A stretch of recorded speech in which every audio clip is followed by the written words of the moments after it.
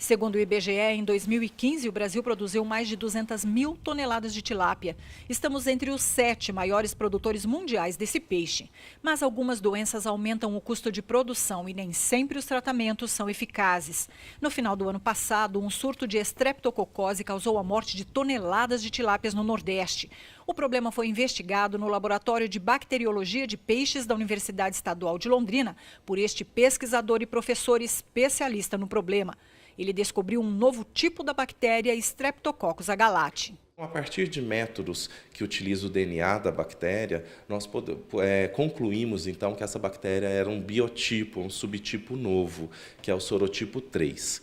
O sorotipo 3 nunca tinha sido detectado aqui no Brasil, causando doença em peixes. Então, fazendo novas análises, a gente descobriu que ela é uma bactéria muito resistente a diversos antibióticos, e isso nos preocupa bastante, porque é uma bactéria que está no ambiente aquático, pode entrar em contato com o ser humano, com outros animais aquáticos, né? E isso é muito preocupante. A nova bactéria compromete o sistema nervoso, faz os olhos dos peixes saltarem. Eles nadam sem rumo e também provoca hemorragias internas. No laboratório da UEL, a bactéria foi exposta aos principais antibióticos utilizados na piscicultura. Ela mostrou resistência a quase todos. O halo, esse círculo mais claro em torno da bactéria que está no centro, é uma espécie de escudo que ela consegue formar para se proteger do antibiótico. As bactérias têm uma capacidade enorme de trocar DNA, por isso é tão difícil combater o problema. Ainda não se sabe como o novo sorotipo entrou no Brasil, mas o especialista aponta algumas possibilidades.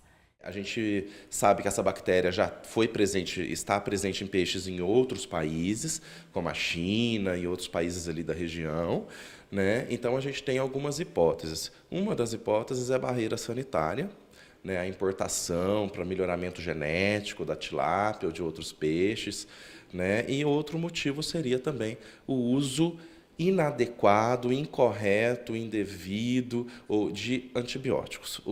Muitas vezes se utilizam antibióticos que não foram testados para peixes, muitas vezes porque o antibiótico não é um tratamento barato, se utiliza uma dose menor do que a recomendada, e isso ajuda a selecionar as bactérias a ficarem mais resistentes também.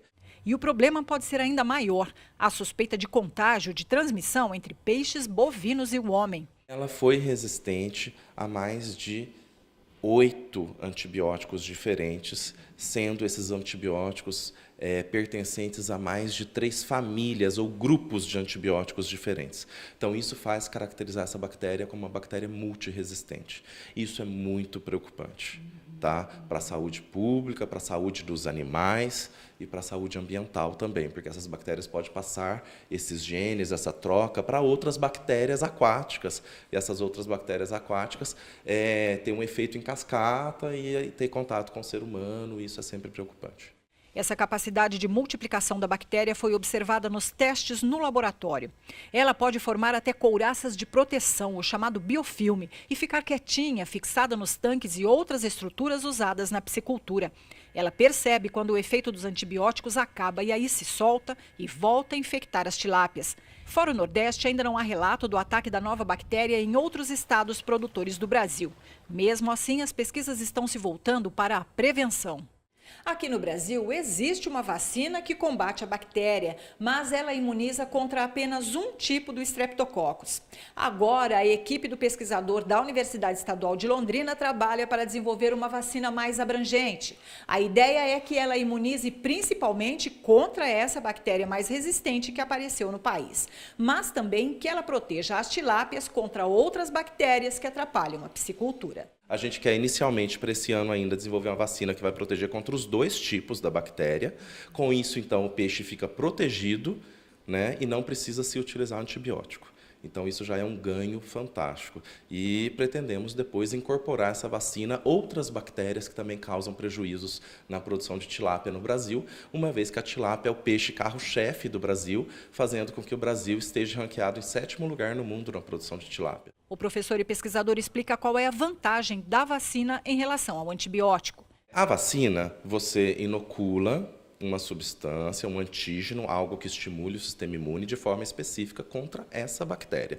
No caso, a gente quer contra 2 e depois ia aumentar para 3, para 4 bactérias diferentes, né?